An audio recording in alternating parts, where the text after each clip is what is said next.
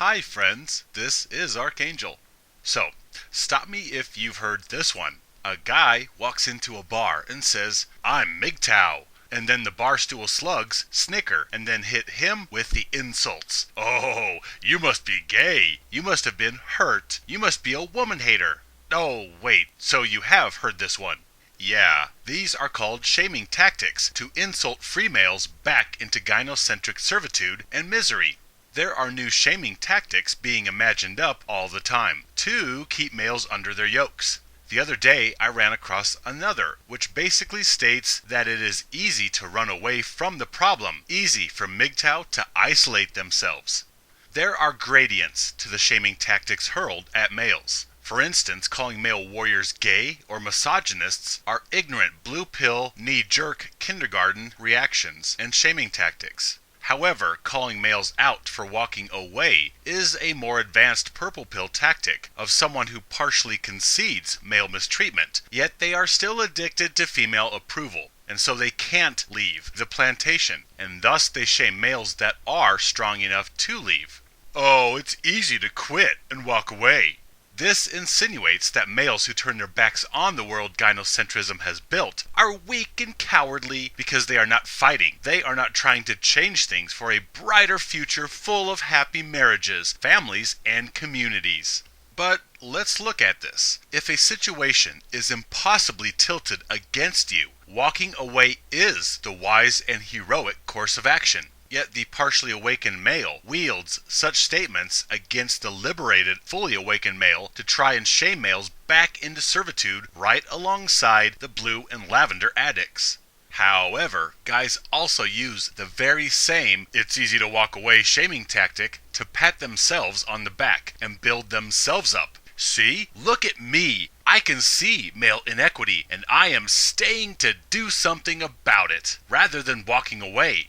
So they give themselves a high five with this statement, because they are staying to make a difference. Staying, not because they are female addicts who get their ego identities and Johnsons stroked by women, whom they are too hopelessly weak to ever leave, but rather they stay in the matrix because they want to make a better world for males through their pampering, chasing, and sexual congress with females. Wow!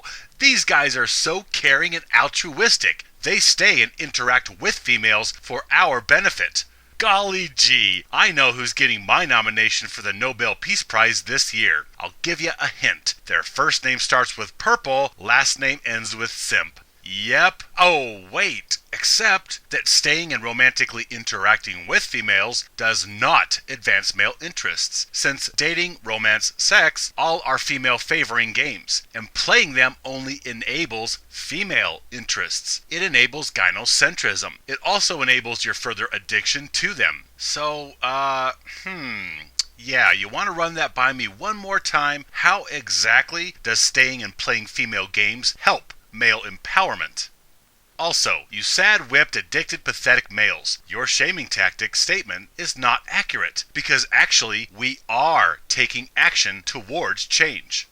You see, the system, the paradigm of valuing females over males is broken and it is unfixable, and so walking away is us taking action towards change.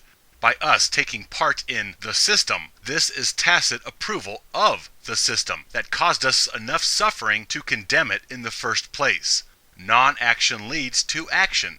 If enough of us remove our participation from the system, this will cause change and or collapse of the system. We really don't care which. Either way, a stressor is removed from our experience through change or collapse. Either way, we win.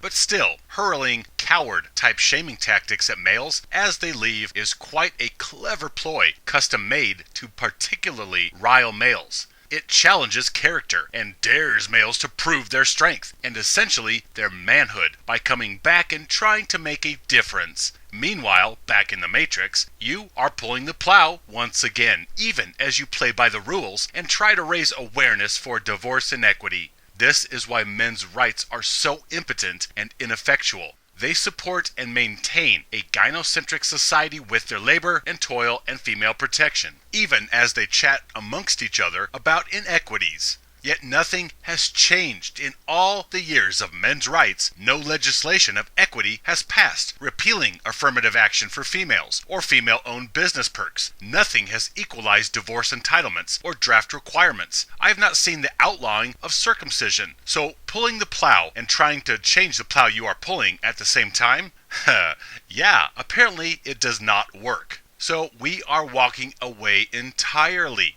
You can nickname the plow anything you like. God, honor, duty, country, family, mothers, precious daughters, romance, community. All these are simply describing the same paradigm of males protecting and providing for females. It is all male disposability. It doesn't matter what flag the plantation flies. It is still the plantation. And when you realize the mistreatment you receive on the plantation is what causes you pain, then the only logical conclusion is to leave the plantation. Logic. And finally, you estrogen-ripe diaper bag carriers. Your shaming tactic is ass backwards. You see, it is not easier to walk away. It is actually much harder to walk away than to stay and continue playing the fairy tale. That is the irony. The weakest males out there are calling the strongest males out there weak for having the courage to take an action that these whipped doormats could never summon the strength to do. It is not easy to turn our backs on society. It is actually harder, more emotionally taxing for pack animals to isolate themselves. It would be easy to come back and simply ignore male devaluation. It would be easier for males to simply chase their addiction to female attention and validation. Some may say it would be easier for Wile E. Coyote to stop chasing the Roadrunner. But I say it would be easier for him to continue chasing the Roadrunner than to admit the failure of his dreams, that he will never have that roast dinner that he has been chasing for years and years on end, and planned his very existence around, even though the system was stacked against him all along, and he was never meant to catch the Roadrunner. It was all a ploy to keep him chasing the farce and providing the viewer entertainment. But we need Wiley to continue chasing the Roadrunner. Otherwise, we have no cartoon.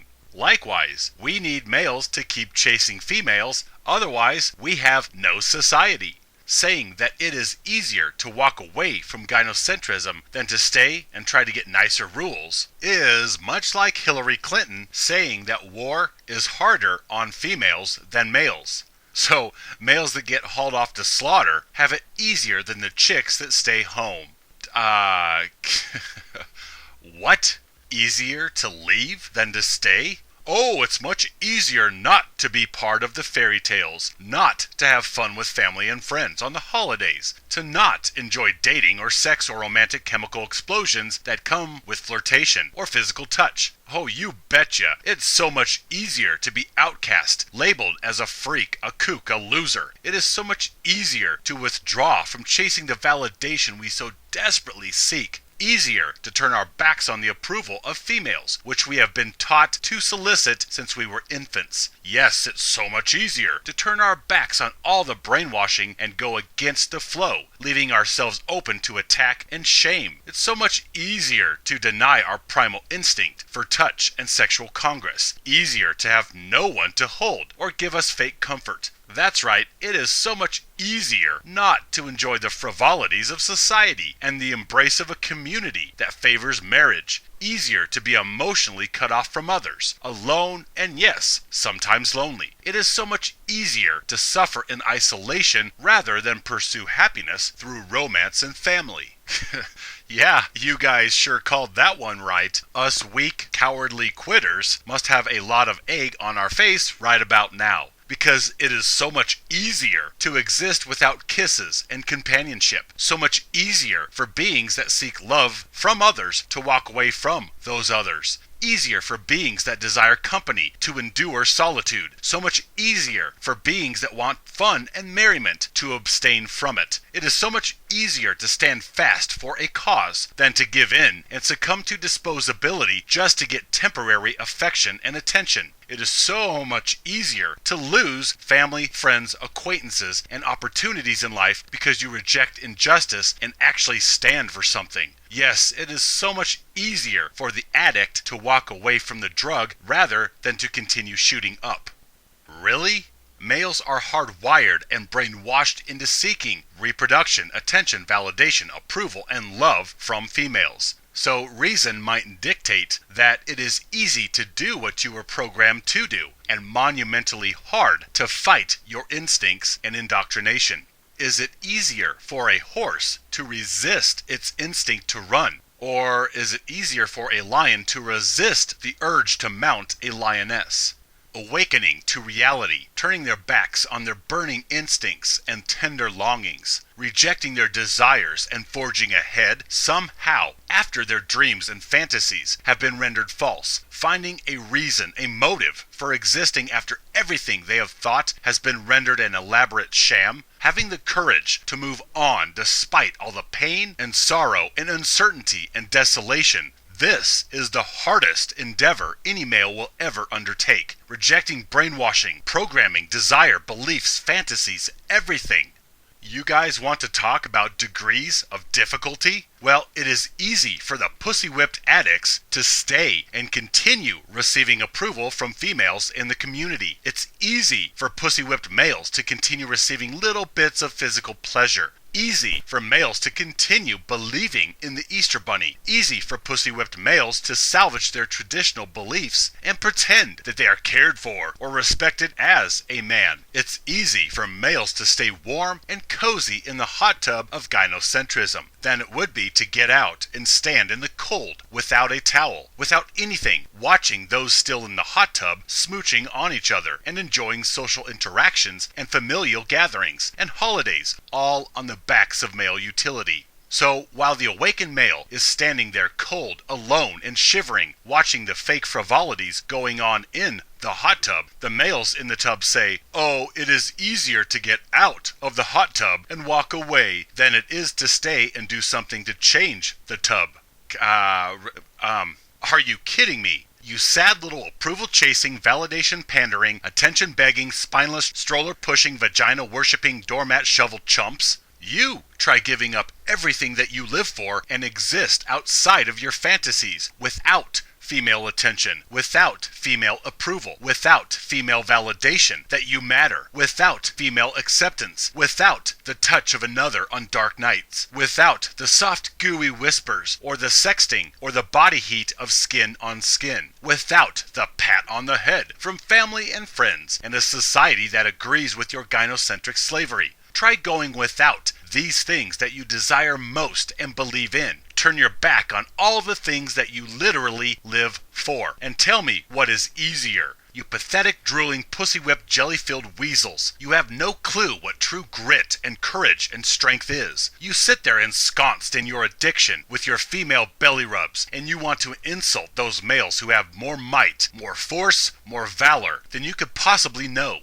You have no clue at all what it is like to turn your back on your own corrupted species and face the world, the universe, alone. No heroes, no deities, no rescue, no companionship, no team to back you up. You face this existence alone. Do you understand alone? No, you don't. You only know weakness, codependency, hiding within the pack for warmth and shelter. And please, don't act like you understand alone. Being single in between girlfriends or wives, this is not alone. You are still chasing the female carrot. Alone is utterly abandoning the fairy tale of romance in the cheap reward of physical touch and existing in solitude. Nobody else, no companion, no lover, just you, yourself, and you.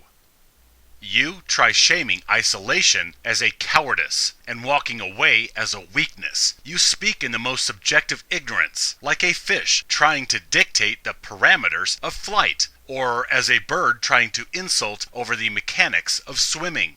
Weakness? Cowardice? Really? Your entire identity, your hopes, your dreams, your ambitions, your beliefs, everything has been ripped away from you when you awaken, and you are now faced with the bleak landscape of this human existence. And you further realize that withdrawing is the best, most compassionate thing you can do for fellow beings that do not care about you. So you take every bit of strength to withdraw from the fairy tale, to deny your screaming desire for touch and validation so that you might awaken others. Summoning the courage and strength to exist alone, fighting the searing temptation to jump back into the fake pictures of cotton candy and rainbow romance. When you truly awaken to the plight of males, you suffer, you struggle, you fight demons, you battle uncertainties, and all the what-ifs. Yet now you are somehow cowards? You are taking the easy route? You are too weak to stay? Au contraire, allow me to clear up a few things for you. Staying is weakness. Leaving is strength. Letting something go takes strength. Staying in the moment of fantasy is easier. It is the toughest thing males will ever do, to leave female indulgence behind. But it is worth it, and is in fact the only way to escape this prison existence, by going within and empowering yourself, not relying on another. You only ascend individually. You cannot save nor be saved by another. Everyone is responsible for themselves. 2 by 2 is not how heaven is breached. You are only enlightened based upon your own merits. And that starts with ridding yourself of juvenile fairy tales and freeing yourself of the attachments such as want of sex and female approval.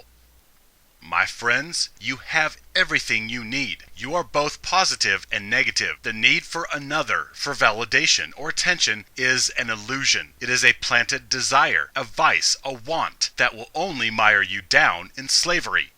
I'm afraid these folks have their accusations all wrong. Staying on the plantation is easier than trying to escape, for you must rally your courage and strength for a run at the wall, and once you penetrate the atmosphere and escape the gravitational field of desire and gynocentrism, oh, the wonders of a whole new universe await you. You know, it is said that a person who increaseth in knowledge will also increase in sorrow. Meaning, it is easy to stay ignorant and naive, but educating yourself about the male plight, this removes the fairy tale, and what you are left with is sorrow over the true state of existence.